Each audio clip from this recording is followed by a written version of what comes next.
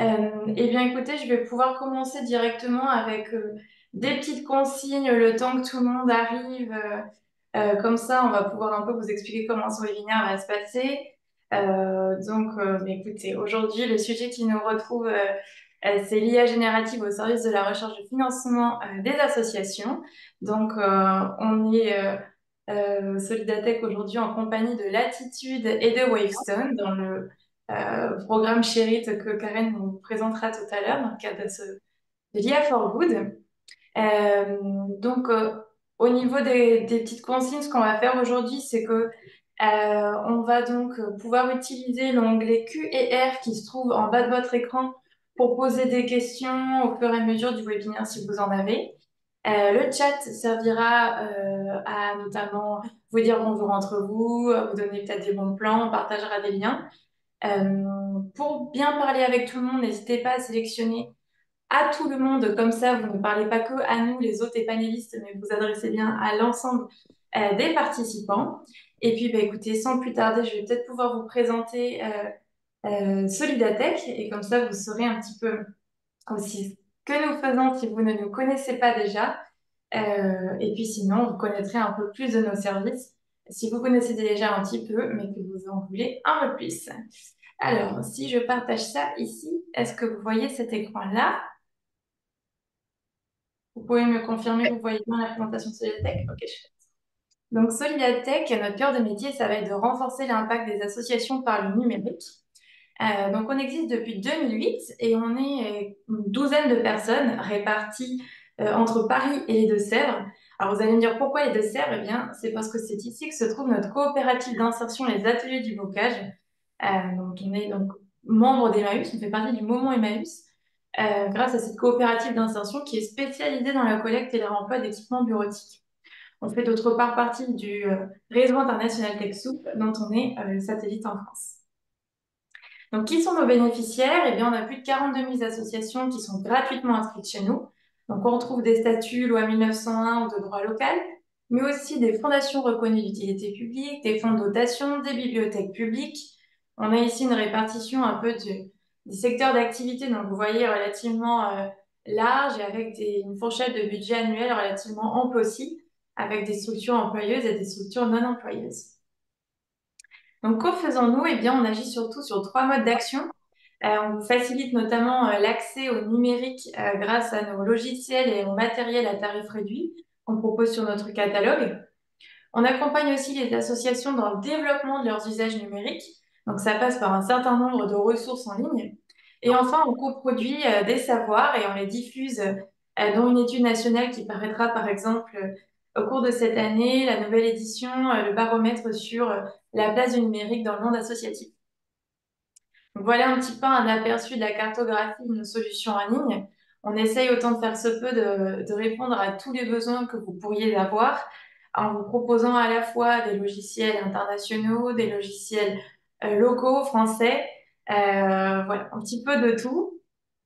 Et du côté du matériel, si vous avez bien suivi, je vais vous présenter en préambule notre coopérative d'insertion, les ateliers du bocage, qui du coup reconditionne du matériel informatique. Vous y retrouverez des ordinateurs portables, fixes, des écrans, des tablettes, imprimantes, smartphones, il y a vraiment de tout. Donc n'hésitez pas à aller naviguer un petit peu dessus.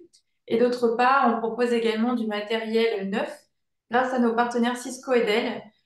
Vous aurez également ici de l'infrastructure réseau, voilà, un peu plus encore d'éléments.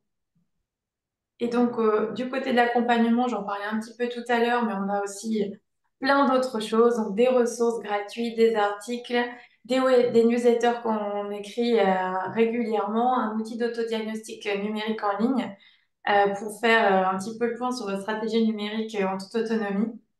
Notre annuaire de prestataires de services Prestatech et des webinaires à l'image de celui-ci. On fait tous les mois des webinaires de présentation de Solidatech, mais aussi des webinaires thématiques. Ça peut être cybersécurité, RGPD, aujourd'hui intelligence artificielle et plein d'autres. On est aussi du coup organisme de formation certifié Calliope. Donc vous retrouverez plein de formations pour vous accompagner sur le numérique. Donc n'hésitez pas à aller y jeter un œil. Et donc, en tout et pour tout, on a déjà plus de 42 000 associations qui se sont gratuitement inscrites chez nous depuis 2008. Et ça permet de réaliser des économies à la fois monétaires, mais aussi en temps à vos associations. Donc, voilà, c'est toujours un plaisir de vous rencontrer comme aujourd'hui et puis de vous proposer un petit peu tout ce que l'on peut faire. Donc, voilà. Karen, je te laisse reprendre la main, peut-être. Oui, avec plaisir. Avant de donner la main à Germain et Lison pour se présenter, je vais présenter le programme IA for Good, dans le cadre duquel on se retrouve aujourd'hui en partenariat avec Solidatech. Donc, IA for Good, c'est quoi? C'est un programme gratuit qui a été créé à destination des structures de l'impact, peu importe leur forme, pour vous sensibiliser, vous acculturer et vous accompagner dans la compréhension de ce qu'est une IA générative et surtout dans son utilisation et son application au sein de votre structure de manière responsable et sécurisée. Donc, on vous propose différentes formes d'accompagnement, du contenu de sensibilisation via une newsletter, des webinaires d'acculturation comme celui qu'on fait aujourd'hui avec Solidatech sur des sujets très précis comme la recherche de financement qui sert aux structures de l'impact et que vous pourrez appliquer à votre activité quotidienne et des formats d'accompagnement pour des mises en pratique, pour que vous puissiez vraiment comprendre comment appliquer l'IA générative dans votre structure, donc à travers des formats de hackathon, de formation et des sessions de conseil. Donc, notamment, les sessions de conseil, vous pouvez y avoir accès pendant toute l'année. Donc, si vous avez par exemple une problématique IA ou un sujet IA qui vous intéresse ou même un projet IA que vous voulez mettre en place, vous pouvez remplir un formulaire que je vous montrerai à la fin de ce webinaire pour que vous puissiez réserver un échange avec un ou une spécialiste de l'IA qui va répondre à toutes vos questions et vous donner une réponse personnalisée et adaptée à votre structure, votre fonctionnement. Quant aux hackathons et formations, ce sont des événements qu'on vous propose plusieurs fois dans l'année et auxquels vous pourrez vous inscrire via notre site. Et voilà, comme je l'ai dit, je reviendrai sur comment passer à l'action, sur comment s'abonner à la newsletter, s'inscrire et réserver une session de conseil à la fin de ce webinaire. Et du coup, pour présenter Germain et Lison, euh, qui font, en fait, Germain et Lison, je leur donnerai la parole après, mais du coup, ce sont des spécialistes qui viennent de Wavestone, qui est un de nos partenaires, un des partenaires du programme. Comme vous avez pu le voir au bas de la slide sur IA for Good, on est soutenu par plusieurs partenaires et Wavestone en fait partie, d'où la présence de Lison et Germain aujourd'hui, qui ont donc créé ce webinaire avec nous et qui vous ont préparé voilà, quelque chose de très, très intéressant et très précis pour les structures de l'impact. Et du coup, je donne la main à Germain et Lison pour qu'ils puissent se présenter. Bonjour à tous. Pardon Germain, je t'ai coupé l'herbe sous le pied. Je suis Lison Déboré et je suis consultante en data science au sein du cabinet Wavestone et donc j'ai travaillé sur ce cas d'usage d'IA générative avec Germain. Donc moi tout de même, consultant chez Wavestone, je suis spécialisé sur des thématiques liées à la transformation digitale. Et je suis ingénieur de formation et spécialisé sur l'IA générative et le machine learning. Voilà. Merci beaucoup, Germain et Lison, pour votre présence aujourd'hui. On va commencer, avant de commencer de rentrer dans le vif du sujet, on va commencer par un petit sondage pour voir où vous en êtes sur l'IA, voilà, sur l'intelligence artificielle au global. Et il y a un petit sondage qui va apparaître du coup sur votre écran pour qu'on puisse savoir si vous avez déjà eu recours à l'intelligence artificielle sous n'importe laquelle de ses formes. Donc, si vous connaissez, vous avez déjà utilisé un ou plusieurs outils, et si c'est le cas, on vous invite à le préciser dans le chat et peut-être nous dire pourquoi vous l'avez utilisé. Deux, si vous ne l'avez jamais fait, mais vous voulez voilà, vous lancer. Et trois, si vous êtes plutôt réticent ou réticente par rapport à l'utilisation de l'intelligence artificielle. Alors, est-ce que tu veux bien, s'il te plaît, Germain, reprendre la main sur la présentation? Comme ça, je pourrais lancer le sondage car je suis coincée entre les deux présentations, s'il te plaît. Donc pour les personnes pour qui la réponse c'est un, n'hésitez pas déjà à commencer à écrire vos commentaires dans le chat. Donc il y aura le sondage pour choisir le numéro correspondant. On vous invite juste à mettre, à compléter votre réponse dans le chat si vous avez choisi la réponse numéro 1.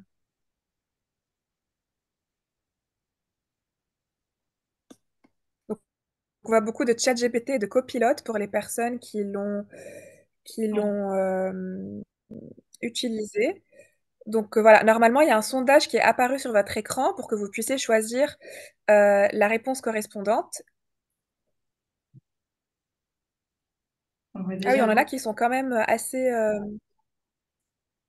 ouais, qui connaissent pas mal d'outils, Gemini, OpenArt, Leonardo, genre, il y en a que je ne connais pas du tout. On va pouvoir déjà s'arrêter là parce qu'on a une bonne répartition.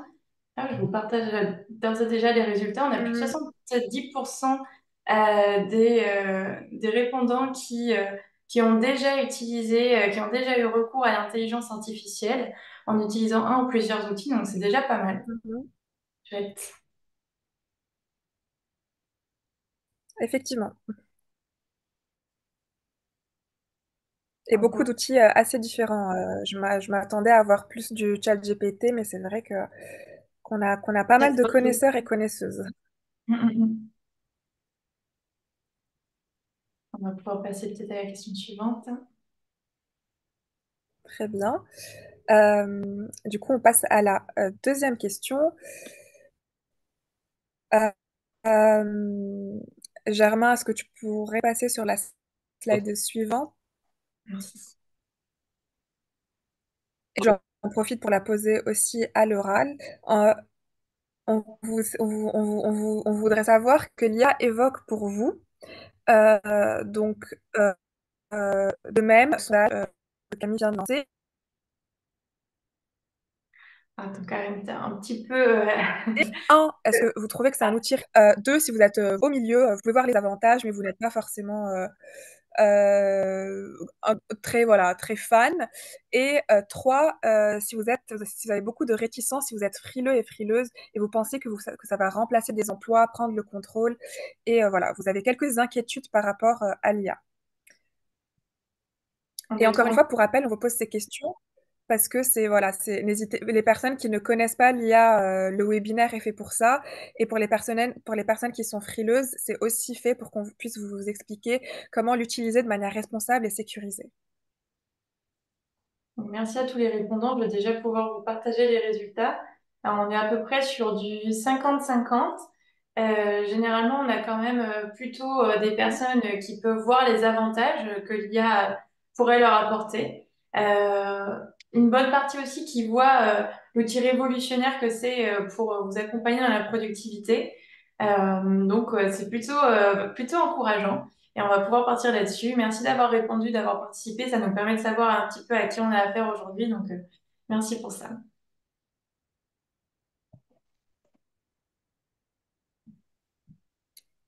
Et du coup, on va passer aux apports théoriques que Lison et Germain vont partager avec vous avant de passer à un atelier pratique qui est le cœur de ce webinaire pour que vous puissiez tester en direct un GPT spécialisé.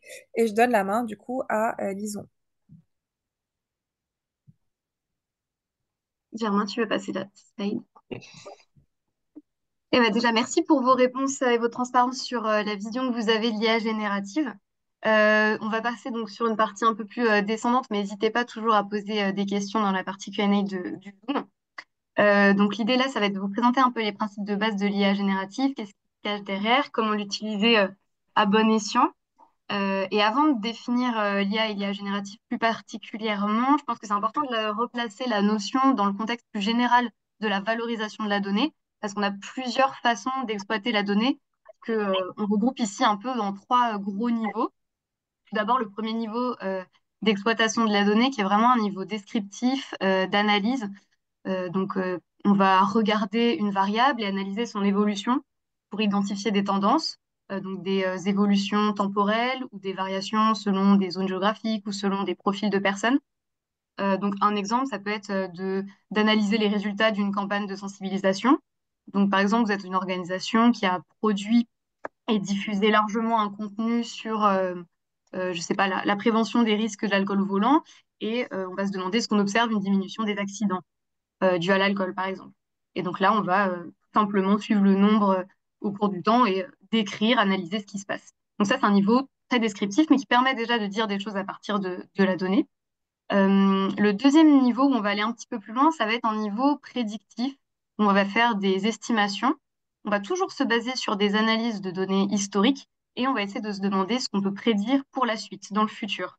Le principe, c'est le suivant, on regarde un très grand nombre de situations et on observe leurs résultats. Et puis on se demande avec une nouvelle situation, est-ce qu'on est capable de prédire le résultat en comparant cette nouvelle situation à toutes celles qui ont déjà eu lieu dans le passé. Donc par exemple, vous êtes une association, vous avez réalisé un très grand nombre de programmes qui étaient caractérisés chacun par leur nombre de participants, leur durée, le matériel requis, etc. Vous allez décider de développer un nouveau programme et vous allez vous demander est-ce que je peux prévoir automatiquement le budget dont j'aurai besoin en fonction de ces nouvelles caractéristiques. Donc ça, on est vraiment sur un niveau prédictif, essayer de prédire le futur finalement. Et le dernier niveau de valorisation de la donnée, ça va être la génération de nouvelles données. On ne va pas produire un résultat parmi une banque de résultats possibles, mais on va générer de la nouvelle donnée tout simplement. Donc on pourra générer du texte, générer de l'image, de la vidéo ou du son. Et c'est ce qu'on va faire dans ce cas d'usage pour ce webinaire. On va chercher à générer automatiquement un dossier de demande de financement. Donc finalement, par rapport à ce panel, où se situe l'IA dans ces différentes manières d'exploiter la donnée, elle se situe dans les deux dernières cases. Donc l'intelligence artificielle, ça va être finalement tous les systèmes qui sont capables de prédire des situations ou de générer des nouveaux contenus en s'appuyant sur des données passées. Donc on comprend que l'IA a la capacité de prédire des tendances, de prédire des comportements, de générer de nouveaux contenus, toujours en se basant sur des choses existantes. On ne crée jamais à partir de rien. Donc, elle permet de consolider notre connaissance à partir d'éléments un peu chiffrés, à partir de grosses bases de données, mais elle reste une machine. Donc, même si elle a une bien plus grande capacité de calcul que les êtres humains, elle peut faire des erreurs ou prendre des décisions qui vont produire des recommandations qui auront du sens d'un point de vue mathématique, parce qu'on aura amené l'algorithme à faire des choix et ça aura du sens d'un point de vue mathématique, mais ça n'aura pas forcément du sens d'un point de vue éthique, selon comment on a programmé nos algorithmes. Et donc, c'est pourquoi on va préférer utiliser l'intelligence artificielle pour s'orienter, pour aider à prendre des décisions, mais on va essayer d'éviter euh, que l'intelligence artificielle prenne des décisions sans supervision ou vérification humaine préalable, surtout quand la décision a un impact sur les personnes. Donc, finalement, ce qu'il faut essayer d'appliquer au maximum, c'est de garder un humain dans la boucle pour ne jamais prendre des décisions un peu hors de contrôle. Une fois qu'on a dit ça et qu'on souligne un petit peu les limites de l'application de l'intelligence artificielle, il faut quand même reconnaître le potentiel que ça a et l'intelligence artificielle générative notamment a de nombreux cas d'usage, notamment pour les associations. Donc ça peut être dans le domaine du marketing et de la communication, avec, comme certains l'ont déjà fait et dit dans le chat, la génération automatique de supports de communication, de posts LinkedIn, de slides. Ça peut être utile aussi dans le domaine de la gestion de projet. Typiquement, une IA générative peut lire un grand nombre de documents puis en produire un résumé. Donc, si on a une transcription de réunion ou des notes de réunion, on peut en produire un résumé avec une IA générative. Et enfin, elle peut aussi aider pour l'automatisation de tâches administratives.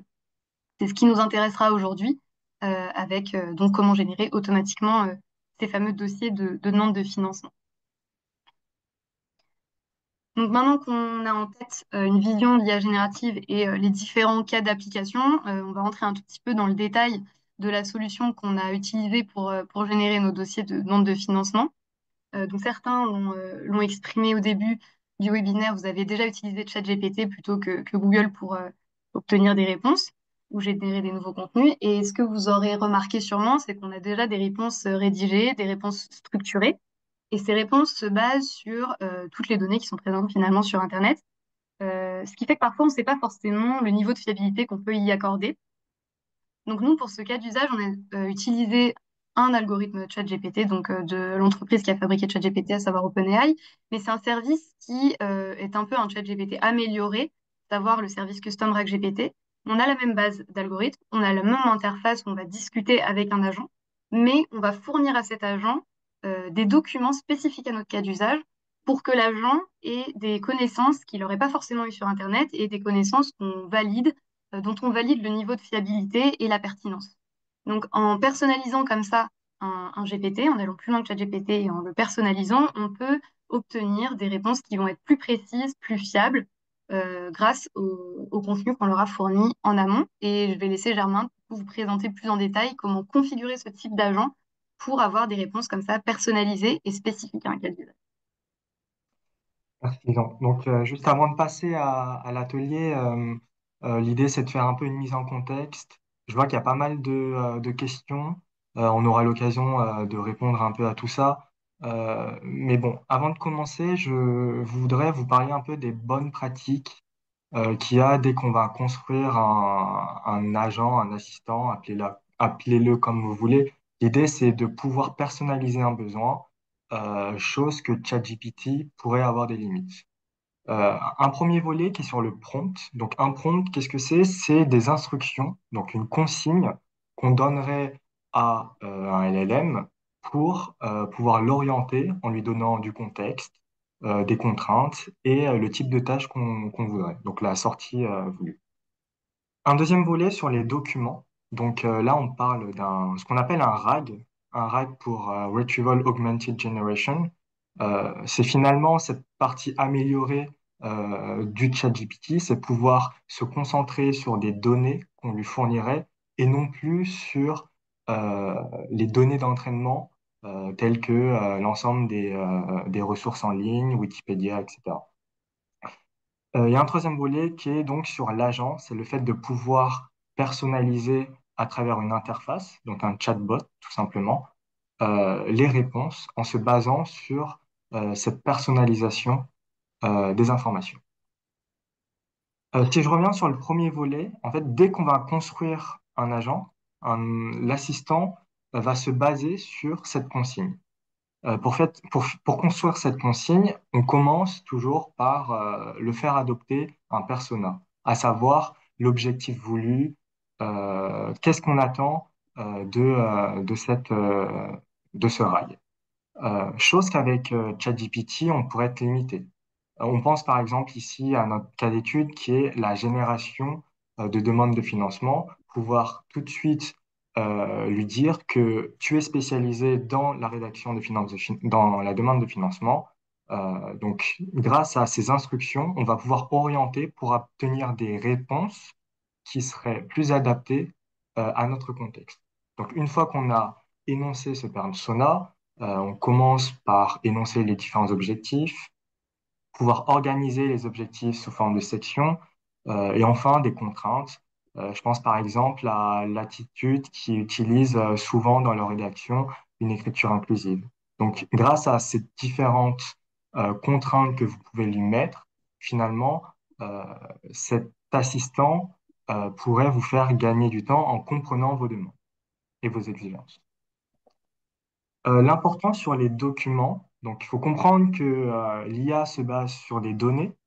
Euh, Sans données, on peut rien faire. Donc l'idée, c'est de travailler sur la qualité de ces données, autant sur le fond, à savoir dès qu'on va lui fournir des documents, pouvoir organiser, euh, non pardon, sur le fond, donc pouvoir organiser les informations qu'on lui donne, éviter tout type d'informations superflues qui mèneraient à des hallucinations. Ce qu'on appelle hallucination, c'est le fait de avoir une réponse qui semble être juste, mais qui est factuellement fausse, puisque finalement, on pourrait lui fournir soit des informations qui ne sont pas véridiques, soit des informations contradictoires. Donc, je pense qu'une bonne pratique, c'est de toujours faire attention aux entrées qu'on lui porte au niveau du fond et également au niveau de la forme, pouvoir organiser, par exemple, sous forme de titres, de paragraphes, toutes les informations. Voilà. Donc, autant sur le fond que sur la forme, les deux vont impacter la performance de sortie d'un LLM. Maintenant, peut-être un focus sur l'agent en question d'aujourd'hui. Donc, c'est un agent qui a été travaillé avec Latitude. Il faut comprendre que on a mis en place trois entrées. Donc, un premier qui est finalement si on a affaire à une demande de financement avec un programme, l'idée c'est de s'adapter à la demande. Si on a un programme, bah, il va comprendre qu'on a affaire à ce projet-là. Ensuite, une fois qu'on a appuyé sur ce bouton d'initialisation que je vais montrer juste après, on lui fournit les documents propres à l'association. Faut savoir que cet agent-là n'est pas spécialisé dans une association, mais il est spécialisé dans la génération de demandes de financement. Je vous montrerai qu'on peut customiser euh, un agent pour que celui-là soit vraiment spécifique à une association. Et enfin, on a pu lui donner la possibilité de régler un degré de créativité, à savoir une première option qui consiste à utiliser uniquement les informations qu'on lui fournirait en entrée. Une deuxième option, pouvoir moduler sur les informations qu'on lui donne, ainsi que de propositions. Et enfin, une troisième option qu'on appelle innovation contrôlée, qui lui pourrait innover en termes d'idées parce qu'on lui donnerait trop peu d'informations. Voilà. Donc tout dépend du cas d'usage euh, de, euh, de votre de l'assistant. Voilà. OK. Donc maintenant que j'ai dit ça, on va passer à l'atelier. J'ai vu pas mal de remarques par rapport à la confidentialité des données. En fait, ce qu'il faut savoir, c'est que les données qu'on pourrait fournir dès qu'on travaille avec, enfin dès qu'on on est sur une plateforme GPT, que ce soit à travers ChatGPT ou à travers un custom GPT, les données en théorie ne sont pas fournies en entraînement à ChatGPT. Savoir qu'il y a une politique qui est en ligne, qui a été mise en valeur par OpenAI. Euh, mais le détail de chaque étape du partage des données peut être complexe. Moi, ce que nous, pourrait recommander, c'est dès qu'il y a des informations par rapport aux données personnelles, par rapport à ce que vous jugez sensible, vous pouvez les masquer et comme ça, il y aura pas de crainte dès qu'on va pouvoir utiliser, que ce soit en custom GPT ou en chat GPT. Ouais. Voilà. Maintenant que j'ai montré ça, on va passer un peu à une démonstration. Donc, je vais passer rapidement sur, pour les personnes qui connaissent pas ChatGPT, vraiment, je vais aller très rapidement, puisque la majorité d'entre vous connaissent. Donc, on est à travers un chatbot. Un chatbot, qui dit chatbot, donc dit pouvoir communiquer avec lui. Euh, donc à travers cette plateforme, on pourrait lui demander des informations factuelles, puisque ChatGPT a connaissance de tout ce tout ce qu'il y a en ligne. Il a été entraîné dans ça et il peut vous donner des informations dès qu'elles ont été, dès qu'elles sont accessibles en ligne. Par exemple, je pourrais commencer par lui demander la capitale du Danemark.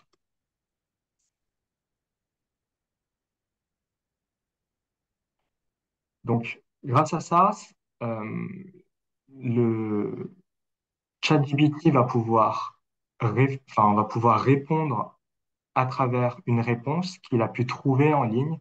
Euh, et le fait il était entraîné sur des données en ligne fait que il est capable de répondre à ce genre de questions qui est de l'ordre factuel. Euh, Une fois qu'on a dit ça, finalement, la limite de cela, c'est que dès qu'on aura un besoin qui est plus personnalisé, tel que finalement une synthèse du projet qu'on a pu faire l'année dernière, là, il n'a pas accès à la donnée. Donc, en théorie, soit il va halluciner. Donc, ce qu'on appelle halluciner, c'est pouvoir tenter de répondre à travers des informations qu'il aurait trouvées, qu'il pense juste, mais finalement qu'il ne l'est pas, soit il va simplement admettre qu'il n'a pas la réponse. Donc, par exemple, on peut lui donner une question. Combien de personnes a été mobilisées pour le projet futur IA de l'association Latitude. Donc, c'est un exemple de question qui est assez personnel, puisque l'association Latitude euh, ne, comment dire, est une entité qui finalement euh, comment dire, est propre, sauf que euh, dans dans les utilisations de ChatGPT, surtout avec la licence, il a sa capacité de pouvoir faire de la recherche en ligne. Ici, en l'occurrence, Latitude fournit toutes ces données-là en ligne. Et on voit bien dans les sources qui se réfèrent directement à le site de Latitude, notamment le projet Future of Tech. Voilà.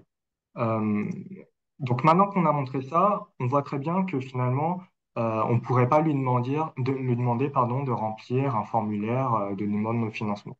Donc l'idée, c'est de passer par un assistant, de construire un peu cet assistant pour pouvoir personnaliser notre besoin. Donc je vais vous laisser juste vous connecter en même temps que moi. Je ne sais pas si Karen, tu as envoyé le lien ou sur le chat, je ne sais pas si c'est en cours. Oui, je vais envoyer le lien. Je vais envoyer les deux liens du coup du chat GPT et le template à utiliser pour les cas pratiques. J'en profite aussi du coup pour expliquer que les questions simples qui ont été posées par Germain, c'était pour une démonstration. On n'encourage certainement pas l'utilisation de ChatGPT pour des questions aussi simples parce qu'on sait que ça consomme beaucoup. C'était juste pour montrer du coup aux personnes qui ne savent pas ce que c'est ChatGPT, de quoi il s'agit. Mm. Donc voilà, je vous ai pas temps spécialisé et le template pour pouvoir pratiquer de votre côté. Ouais. Merci Karen. Donc pour les personnes qui sont en train de vous connecter, donc normalement si vous avez déjà utilisé ChatGPT et que vous avez un compte, vous arrivez directement sur la conversation du custom GPT. Pour les autres, normalement on vous demande de vous connecter à travers un email, que ce soit Google, Microsoft, Apple. Et une fois que vous êtes connecté, vous arrivez directement sur cette page. Pendant que des personnes se connectent, je vous montre juste d'un point de vue développeur, enfin d'un point de vue configuration, comment cet agent a été construit. Donc finalement, cet agent donc, est basé sur un modèle de GPT, donc GPT-4. Qui est la différence avec un chat GPT, c'est que finalement, on lui donne un prompt. Donc en français, on appelle ça une instruction. Cette instruction, je vous ai dit, c'est finalement le besoin qu'on aimerait. Donc commencer par lui faire adopter un persona, toutes les objectifs qu'on pourrait lui donner et les contraintes. Donc tout ça, c'est ce qu'on appelle un peu le domaine du prompt engineering, c'est pouvoir optimiser la formulation pour arriver à un besoin qui satisfait l'utilisateur. Il y a la possibilité de créer des boutons selon des scénarios, de pouvoir lui donner des données pour justement qu'elles soient figées et pour qu'on n'ait pas à les remettre à chaque discussion. Ici, c'est pas le cas puisqu'il n'est pas spécialisé à une seule association. Et enfin, la possibilité de faire de la recherche en ligne, être spécialisé dans Canva, donc notamment si vous voulez personnaliser un CV, etc. Donc, une fois que j'ai dit ça, on arrive finalement sur le côté utilisateur, qui est finalement un chat GPT spécialisé dans la demande de financement. Quand vous arrivez sur l'agent, vous avez le choix entre deux boutons, commencer avec un programme, commencer sans programme, c'est ce que je vous ai dit. Notamment, si vous êtes dans un cas de figure, vous avez un projet, vous avez un formulaire à remplir auprès d'un bailleur, et l'idée, ça serait d'utiliser le corpus que vous avez pour répondre aux questions du bailleur. Donc, je pense que ça rassemble le plus de cas de figure, donc on va commencer par ce bouton-là. Donc, la première étape, c'est une demande des documents qu'on pourrait lui fournir. Donc, par rapport aux documents qu'on pourrait lui fournir, il nous demande de fournir des documents par rapport à l'association. Donc, encore une fois, cette remarque sur l'anonymisation des données personnelles. Ici, il n'y avait pas question de cela, puisque finalement, toutes les informations qu'on va lui fournir sont disponibles en ligne par Latitude. Donc, il n'y a pas de données sensibles. Ensuite, une fois qu'on lui donne les informations par rapport à l'association, des informations par rapport au projet en question, que ce soit de tout type, hein, que ce soit des rapports, euh, que ce soit des discussions que vous avez eues, des traces écrites, des pitchs, voilà, ça peut être des données de tout type à travers, par rapport au projet qui nécessite un financement. Ensuite, bien évidemment, bah, le formulaire que le financeur, le bailleur pourrait vous fournir.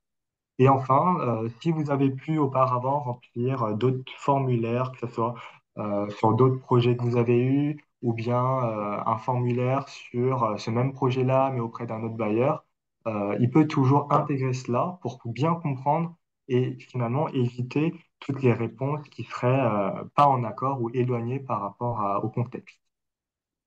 Donc, avant que je téléverse les documents, je comptais juste à vous montrer un peu les documents qu'on a pu construire avec Latitude.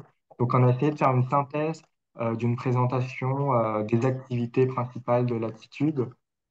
Toujours cette remarque par rapport à un effort du fond et de la forme, pouvoir organiser sous forme de paragraphes, qu'il n'y ait pas de répétition d'informations. Donc, certes, il y a un effort à faire, mais finalement, une fois que c'est fait, les idées sont claires pour lui et il pourra comprendre tout cela. Donc, à travers différentes itérations, à travers un travail de prompt engineering, on a pu construire ce document-là. Et notamment, terminer par exemple par des informations administratives pour qu'ils comprennent bien à tel moment, bah, c'est ce genre d'informations qu'on pourrait lui fournir.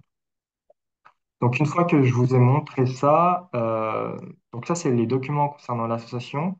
On peut lui donner l'exemple d'un projet. Donc là, c'est un projet que Latitude a pu faire l'année dernière. Donc, on parle de Future of IA, qui est la mise en place d'ateliers auprès de jeunes lycéens sur des sujets liés à la tech, notamment l'intelligence artificielle. Donc, on voit bien que ici, c'est sous forme de présentation PowerPoint.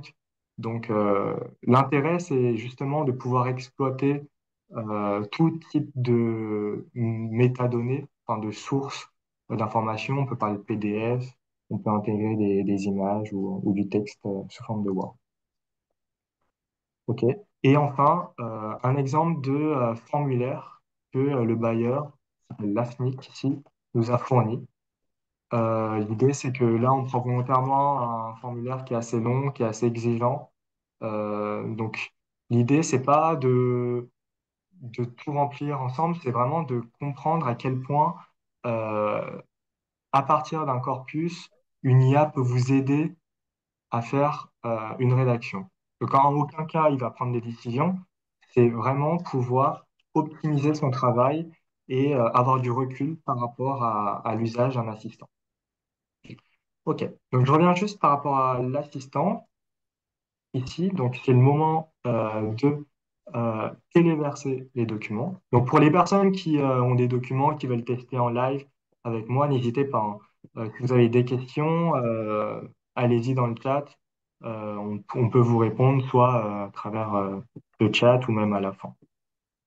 Donc, une fois qu'on a téléversé les documents, on passe à une étape du choix du degré de créativité. Si on estime que, on a assez d'informations, qu'on est assez exigeant sur cela, que le projet, dans notre tête est assez mature, on pourrait se restreindre juste aux informations qu'on lui fournit. Un tout autre usage de cette assistance et finalement, on a une idée de projet, on a toutes les exigences d'un bailleur, mais on n'a pas les idées assez claires sur toutes les informations qu'il faudrait lui remplir.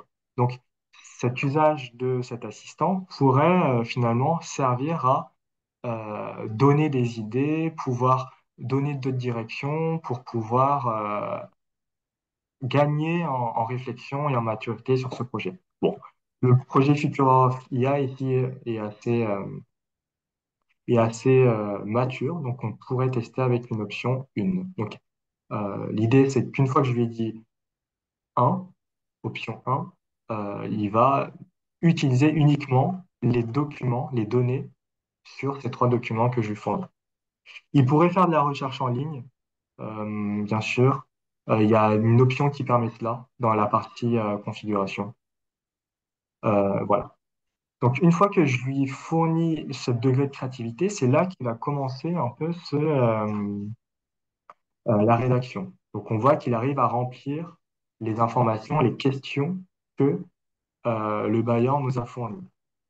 Euh, une remarque, c'est que dès qu'il va répondre à une question de ma part, il va être limité en termes de quantité de mots. Donc l'idée, c'est, si on veut continuer de la rédaction, c'est de simplement lui dire, euh, c'est bien, tu peux continuer. OK, donc il est capable un peu de rédiger, de suivre un peu la trame de notre formulaire, mais on voit très bien qu'au niveau au niveau du fond, là, on n'est pas du tout bon. On demande par exemple un détail sur les objectifs de notre projet. Il nous rédige deux, trois lignes par objectif. L'idée, c'est que on peut réagencer, on peut retravailler avec lui sous forme d'interaction à travers le chat euh, la rédaction de ce formulaire. Donc, on va lui dire, par exemple, sur les objectifs principaux, les trois objectifs ne sont pas assez détaillés. Peux-tu rédiger avec au moins 100 mots par objectif? Toujours en se basant sur les données qu'on pourrait lui fournir.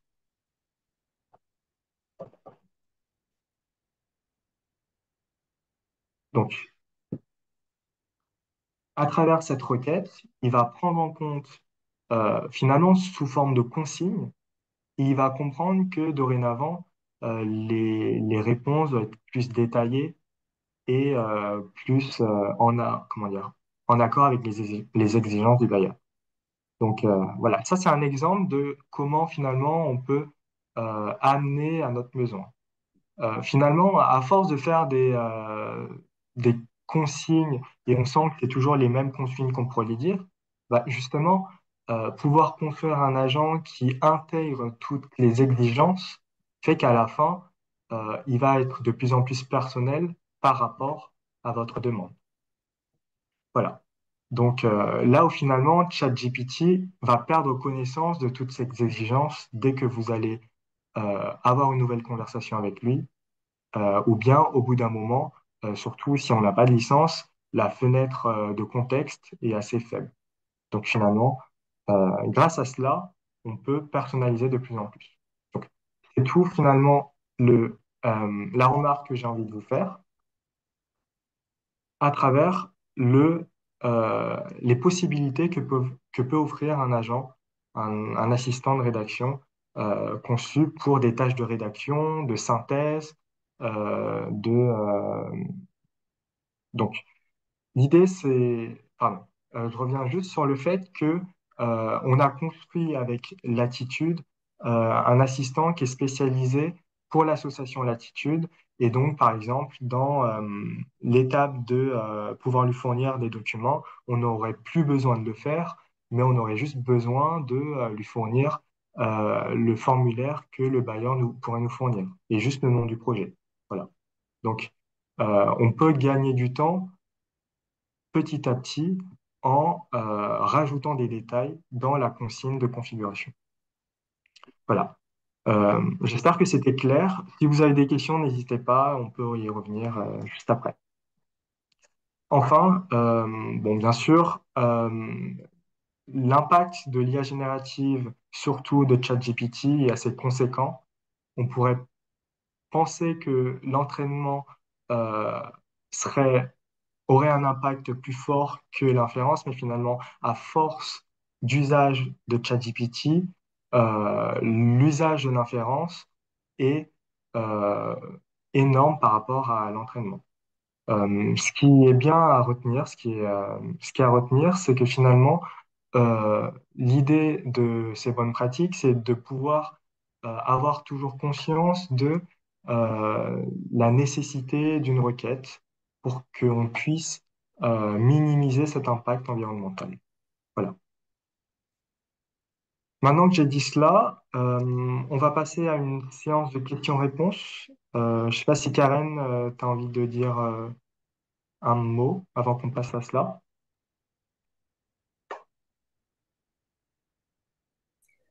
Moi, je reviendrai plutôt vers la fin pour rebondir un peu sur, voilà, sur tout ce qui a été dit. On peut effectivement prendre des questions-réponses qui se trouvent du coup dans la partie questions-réponses et qui sont très pertinentes parce qu'il y a pas mal de personnes qui ont posé les mêmes questions.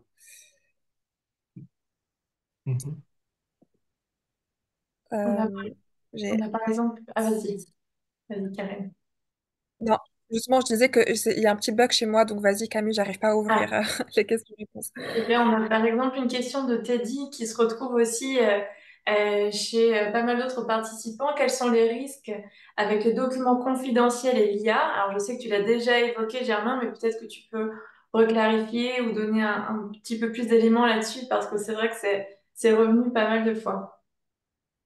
Oui, si je reviens sur la confidentialité, faut savoir que dès qu'on utilise un agent spécialisé, les données sont partagées avec OpenAI. Si vous partagez des données, elles ont normalement la possibilité de pouvoir donner une charte, un contrat qui ferait qu'elles n'utiliseraient pas les données. Dans tous les cas, elle n'utilise pas les données pour entraîner ChatGPT. Donc, c'est bien un point d'assistance, c'est que finalement, dès qu'on va lui donner des données en entrée, ces données-là ne sont pas fournies pour améliorer la performance de ChatGPT. Donc, c'est vraiment ça à retenir. Euh, et dans tous les cas, ce qu'on préconisait, c'est dès qu'il y avait des données personnelles, que ce soit des noms, des emails, des numéros de téléphone, ou bien voilà, toutes ces données-là, on préconise de les enlever. Voilà, ça va pas impacter finalement la performance d'un assistant ou bien de ChatGPT. C'est très clair, merci. Effectivement, ça répond à beaucoup de questions qu'on a pu avoir sur les notions de confidentialité ou encore de RGPD autour de OpenAI. On a pas mal parlé aussi des différents outils qui peuvent exister. Euh, Certains demandaient par exemple s'il était possible de personnaliser des outils avec l'outil Po. Si tu connais, c'est une plateforme qui permet d'interagir avec différents modèles d'IA. Peut-être Lison aussi, tu en as déjà entendu parler. Comment Non, c'est pas utiliser spécialement. Team. En tout cas, voilà. On a beaucoup de questions sur ça. Donc, par exemple, aussi, on peut avoir une question de Marc qui était, il faut donc anonymiser En fait, exactement les data. Comment ça se passe exactement? En fait, il y a plusieurs façons d'anonymiser des données, mais ce qu'il faut, enfin, je pense que vous l'avez peut-être vu ici dans ce cas d'usage, c'est que finalement, les données qu'on transmet, il n'y a pas vraiment de, à part les données des intervenants ou des personnes qui sont dans l'association, il y a pas eu vraiment de données personnelles et de toute façon, en général, il n'y en a pas forcément besoin, je pense, pour les dossiers de financement. Et en fait, si c'est des données typiquement les noms des personnes de l'association, ce qu'il faut vous dire, c'est qu'elles sont aussi présentes sur Internet. Donc, en fait, enfin, en tout cas dans notre cas pour l'attitude. Donc finalement, même si vous donnez des noms et des prénoms, c'est comme c'est des données que vous avez aussi sur votre site, par exemple. Enfin, il y a peut-être des questions à se poser sur est-ce que c'est vraiment grave qu'on lui donne en plus dans le document qu'on lui fournit, alors qu'en fait, si on lui parle, elles sont déjà. Pourquoi retirer les données si elles ne sont pas réutilisées?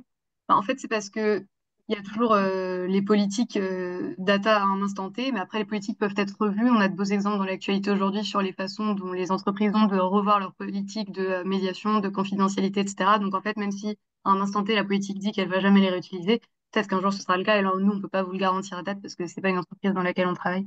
Mais simplement, c'est pour vous dire qu'il faut faire. Il y a des façons d'anonymiser, de pseudonymiser. C'est des vrais travaux à part entière qu'il faut mener sur les données. Mais c'est en fonction des cas d'usage et en particulier de celui-ci, il n'y a pas forcément besoin de se poser de grandes questions quand en fait nos documents sont pas vraiment confidentiels ou quoi. Une autre question, cette fois-ci de Jeanne, c'était par exemple, pour avoir les sources associées aux réponses, faut-il être en payant sur ChatGPT? On a parfois eu quelques questions autour de l'abonnement, étant obligé de passer sur un abonnement payant pour pouvoir utiliser ce que vous nous avez présenté aujourd'hui, par exemple? Du coup, pour faire un custom RAG GPT comme celui-ci, il faut en effet avoir une licence qui est payante. Je crois Camille qui disait qu'il y avait des tarifs préférentiels peut-être pour les Tout à fait. associations. Je vais Euh, pouvoir vous mettre les liens ouais. en commentaire. Vous avez notamment des réductions sur ChatGPT et sur Copilot, par exemple.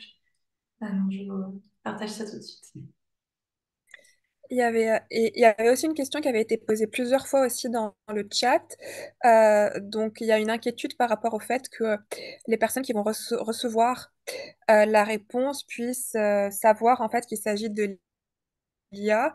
Donc, en général, avant de donner la main à Germain et Lison, comme ils l'ont dit au début, on vous conseille en fait d'utiliser l'IA en tant qu'assistant et il faut pas oublier qu'en fait, il y a toujours l'humain derrière qui doit revenir dessus et voilà, on va dire l'humaniser un peu. Le but, c'est pas de prendre tout ce que ChatGPT nous donne. De toute façon, c'est comme voilà, tout ce qui est tech en général. Il faut repasser derrière, mais du coup, je laisse Germain et Lison aussi répondre pour la partie un peu plus tech sur comment faire en sorte que ce soit pas voilà, euh, repéré, entre guillemets. Disons, tu veux y aller ou... Attends, pardon, je répondais à une question dans le, dans le chat en même temps. Moi, ce que je disais, oui, par rapport à finalement, l'idée, c'est pas de montrer une révolution de cet agent dans tous vos process. En fait, l'idée, c'est que on peut optimiser son travail avec l'IA et ça va jamais remplacer le rôle de l'humain. On l'a très bien vu dans la qualité des réponses quand j'ai interagi avec lui. On peut très bien minimiser enfin optimiser cette performance en lui apportant des détails par rapport à nos attentes. Donc, il y avait une question sur en quoi c'était personnalisé. Bah, c'est justement ça, par rapport à un ChatGPT, pouvoir comprendre quelles sont nos exigences et le contexte à travers tout cela. Est-ce que ce bailleur a les mêmes exigences dès qu'il s'agit d'accorder un financement pour tel projet? Bah, lui pouvoir intégrer cette information, c'est pas inné pour lui, c'est pas inné chez ChatGPT et on peut très bien l'informer dans la mise en contexte, dans les objectifs. Mais dans tous les cas, oui, j'insiste bien sur le fait que on parle d'assistant et non de remplaçant ou en aucun cas on va pouvoir fournir une réponse telle quelle générée par cet agent. Enfin, il y avait une autre question, c'était pouvoir générer un document Word. Oui, je ne l'ai pas montré. Il y a cette possibilité de compiler toutes les réponses qu'il m'a pu fournir dans un document Word et finalement remplir le template que le bailleur pourrait vous fournir. Voilà. J'ai une question de Claire que je trouve assez pertinente, assez rigolote. Elle demande finalement, avez-vous déjà gagné un appel à projet en utilisant l'IA? Pardon, est-ce que tu peux répéter la question? J'ai pas Est-ce entendu. que vous avez déjà gagné un appel à projet grâce à l'IA? Moi, j'ai pas été en contact avec d'autres associations, enfin, par Latitude ou Shérit. Donc, pour ma part, j'ai pas connu ça.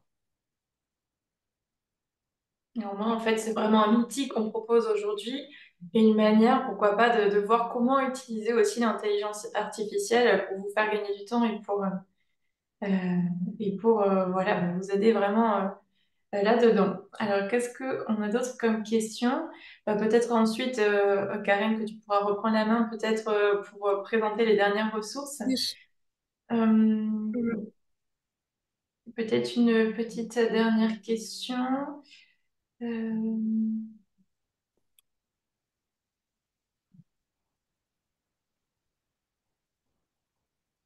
on a souvent les mêmes questions qui reviennent.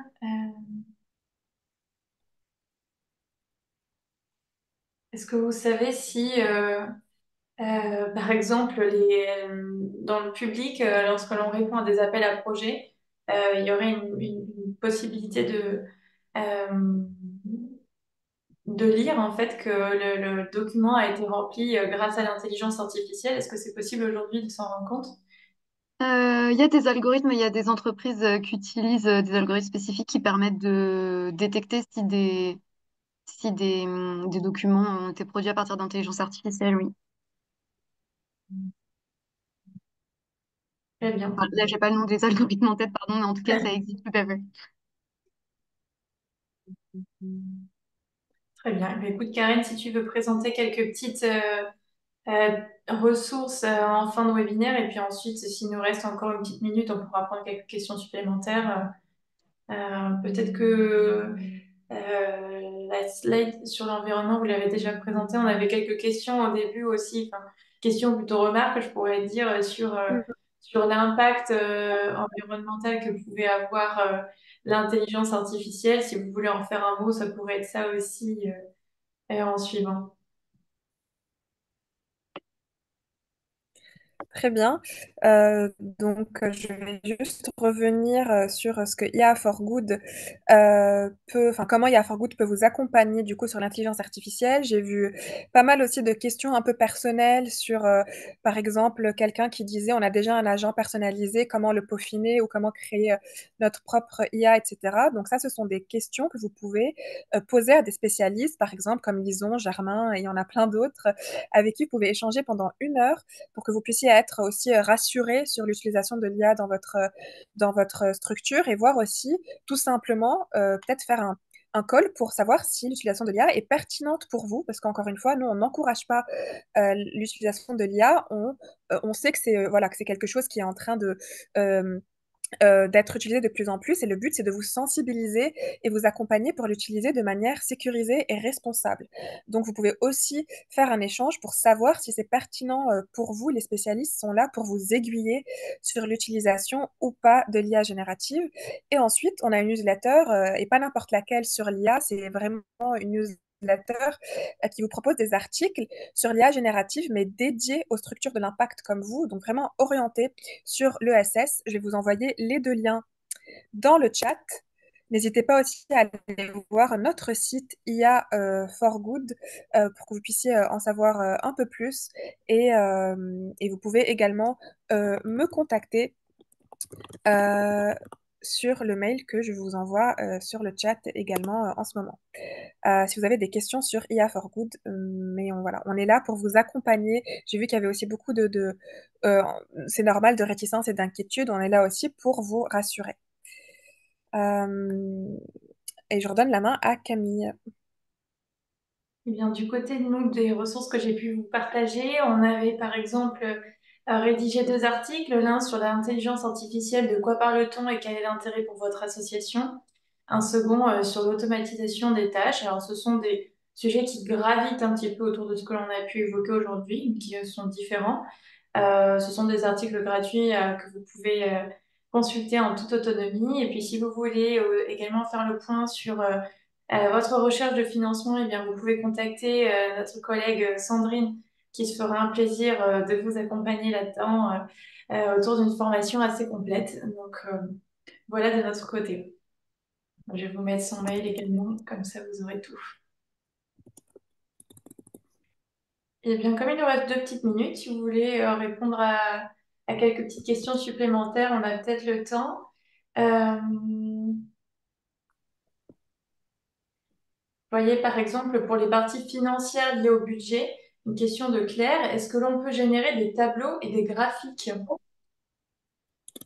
Oui, c'est tout à fait possible. C'est vrai que je ne l'ai pas montré, mais il y avait une partie, par exemple, sur les éléments financiers dans notre formulaire, avec un tableau qui consiste à finalement chiffrer chaque objectif, chaque action dans un projet. Il est tout à fait possible de pouvoir sortir un tableau. Oui. Très bien.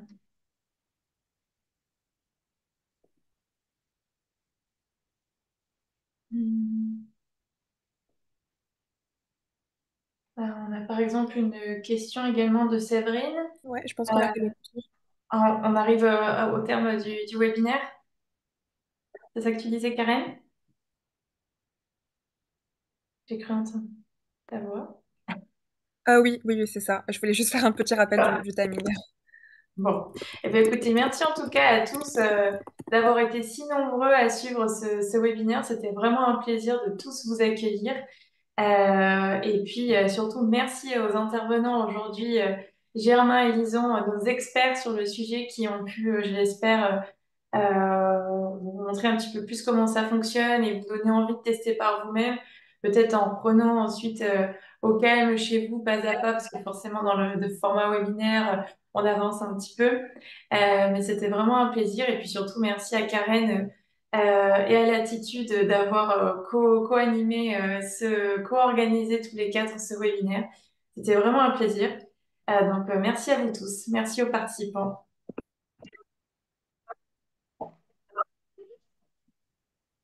Avec plaisir.